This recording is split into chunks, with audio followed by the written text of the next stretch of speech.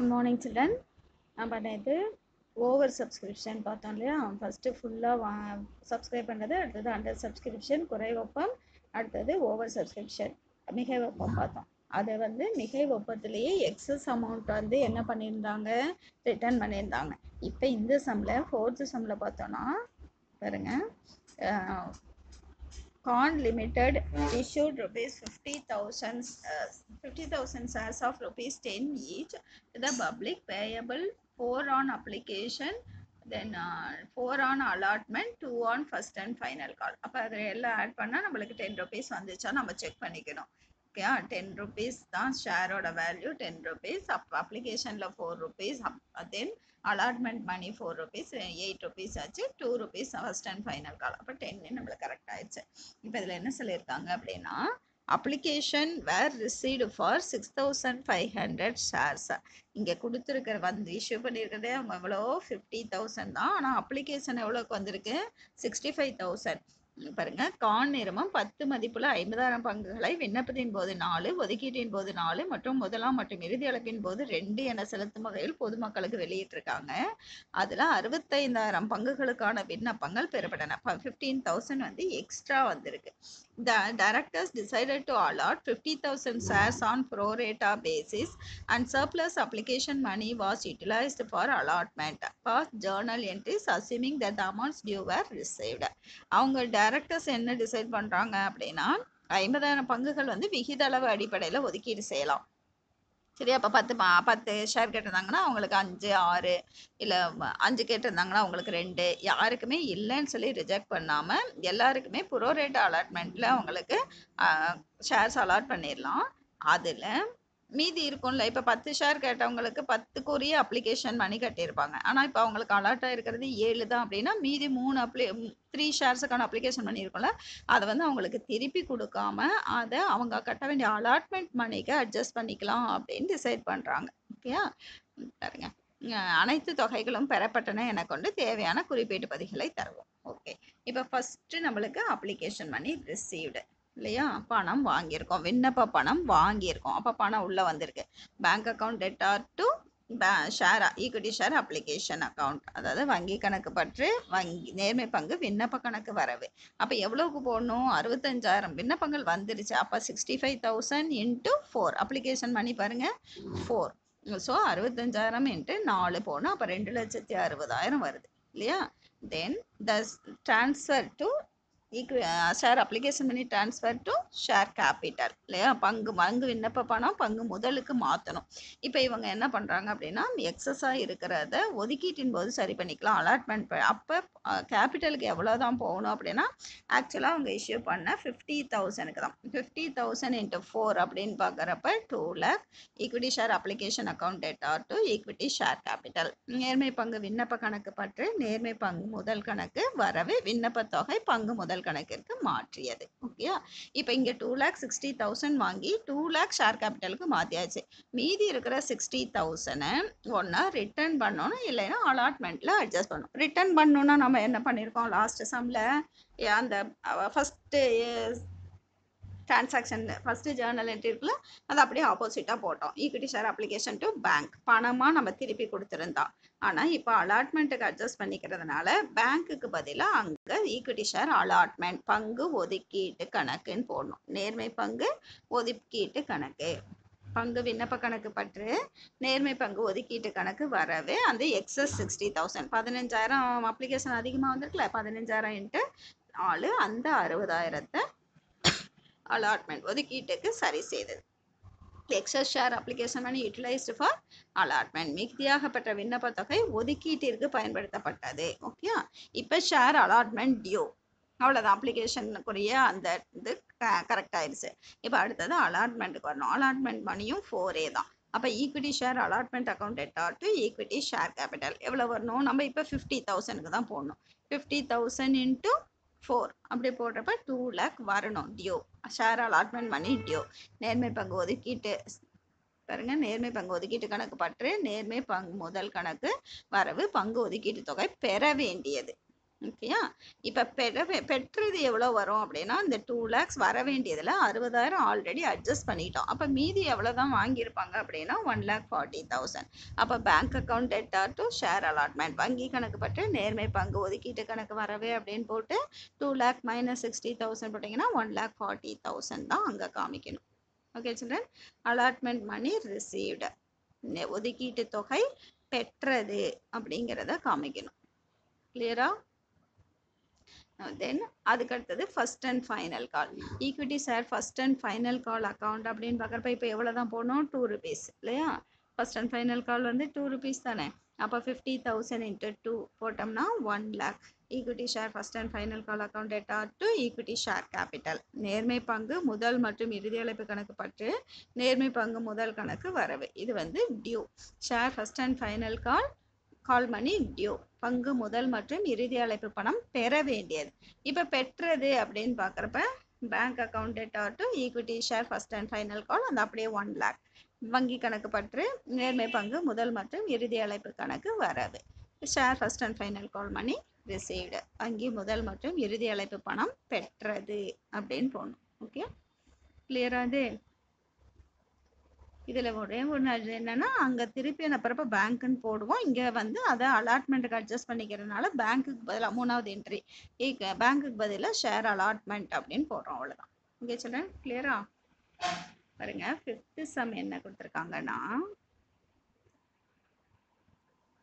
Sudha Limited offered 1 lakh shares of rupees 10 each to the public, payable 3 on application, 4 on share allotment and balance when required.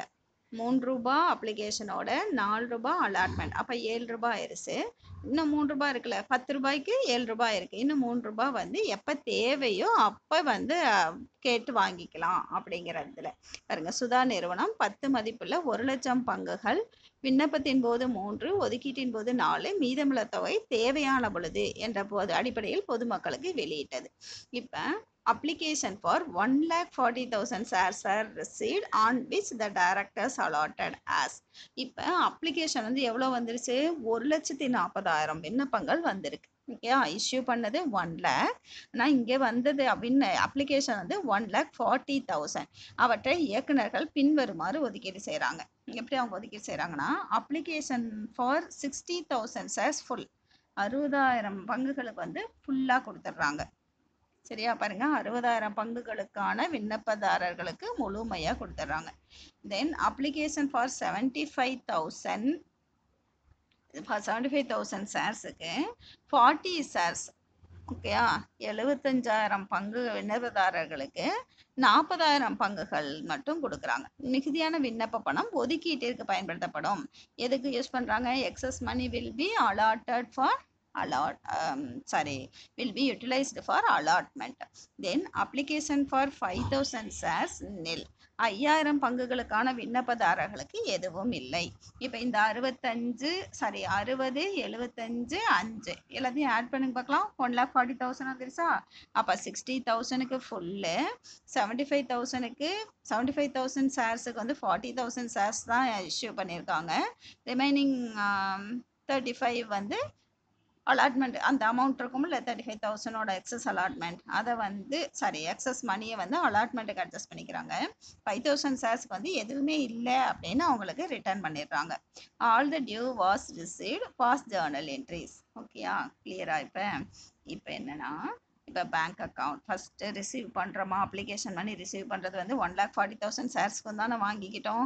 அப்போ bank account debtor to equity share application, வங்கி கணக்கு பற்று நேர்மை பங்கு விண்ணப்ப கணக்கு வரவே அப்படின்னு அந்த 1,40,000 into 3 போடணும். ஓகேயா?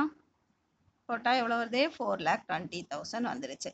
இப்போ 1 lakh ஷேர்ஸுக்குரியது தான் பாருங்கள், எவ்வளோக்கு அலாட் பண்ணியிருக்காங்க? ஃபஸ்ட்டு ஒரு 60,000க்கு கொடுத்துட்டாங்க, அப்புறம் 75,000க்கு 40,000. அப்போ அது ரெண்டையும் ஆட் பண்ணிங்கன்னா 60யும் 40யும் ஆட் பண்ணால் எவ்வளோ வருது நம்மளுக்கு?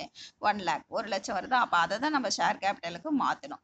Equity share application account debtor to equity share capital account 1 lakh into 3, நேர்மை பங்கு விண்ணப்ப கணக்கு பற்று நேர்மை பங்கு முதல் கணக்கு, அப்போ 1 லட்சம் into 3, அப்போ 3 லட்சம். 4,20,000 வாங்கியிருக்கோம், 3 லட்சம் பங்கு முதலுக்கு மாற்றியாச்சு. இன்னும் எக்ஸஸாக இருக்கிறது 1,20,000 இல்லையா?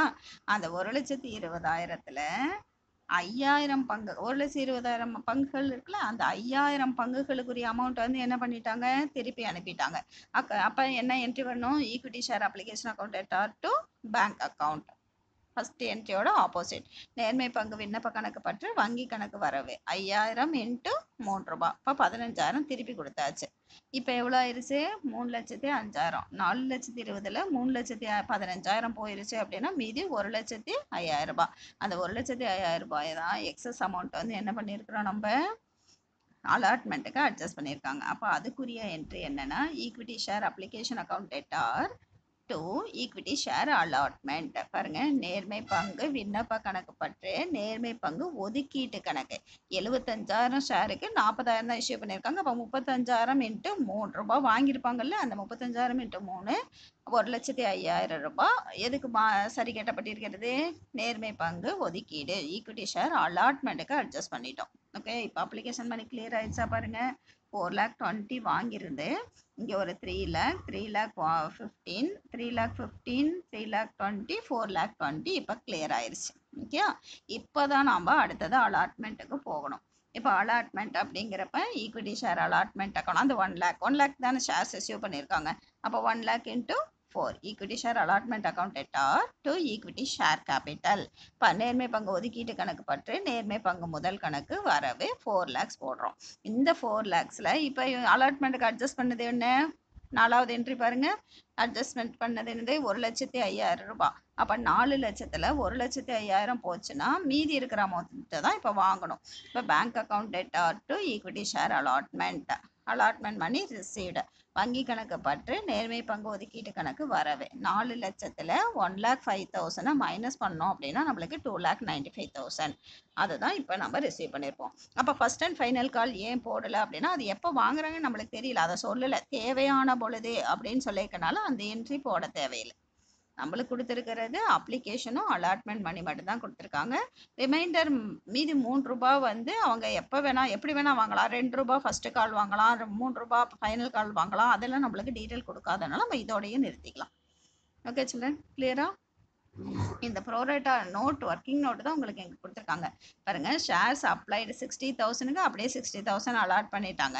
அப்போ 60,000 இன்ட்டு 3 போட்டோம்னா 1,80,000 அப்ளிகேஷன் பண்ணி அப்படியே ஒரு ரிசீட் வந்து 1,80,000. இப்போ 75க்கு வந்து 40,000 ஷேர்ஸ் அலாட் பண்ணியிருக்காங்க. அப்ளிகேஷன் எவ்வளோ ரிசீவ் பண்ணியிருப்பாங்க, 75 இன்ட்டு 3 போட்டிங்கன்னா 2,25,000. ஆனால் அப்ளிகேஷன் மணி பாருங்கள், 40,000 இன்ட்டு 3 போட்டால் 1,20,000. அப்போ 2,25,000 1,20,000 போச்சுன்னா 1,05,000 தான் எக்ஸஸ். அந்த எக்ஸஸை வந்து எதுக்கு அட்ஜஸ்ட் பண்ணியிருக்கோம், அலாட்மெண்ட்டுக்கு அட்ஜஸ்ட் பண்ணிக்கிட்டோம். தென் 5,000க்கு வந்து ஷேர்ஸ் அலாட்டட் எதுவுமே இல்லை, நில்லு. அப்போ அப்ளிகேஷன் மணி எவ்வளோ வாங்கியிருக்காங்க, 5,000 இன்ட்டு 3 போட்டோம்னா 15,000. அந்த 15,000 அப்படியே ரீஃபண்டட். இது வந்து ஒர்க்கிங் நோட் கொடுத்துருக்காங்க, இது போடணுங்கிற அவசியம் இல்லை. நம்ம அது மட்டும் போட்டீங்க, நீங்கள் இது வந்து புரியணும்னா நம்ம ரஃபாக கீழே போட்டுக்கலாம். ஏன் நம்ம ஜேர்னல் என்ட்ரி மட்டும் கரெக்டாக போடணும். ஓகே சிலன், கிளியரா? இது வந்து நம்ம அடுத்தது அழைப்பு முன்பணம், கால்ஸ் இன் அட்வான்ஸ், அழைப்பு முன்பணம் நாளைக்கு பார்ப்போம். அதை இன்னைக்கு நீங்கள் நம்ம 2 சம் போட்டிருக்கோம், 4ம் 5ம் போட்டிருக்கோம். அதை நீங்கள் கிளியராக புரிஞ்சுட்டு போடுங்க. ஏதாவது டவுட் இருந்தால் கேளுங்க. Okay children, thank you.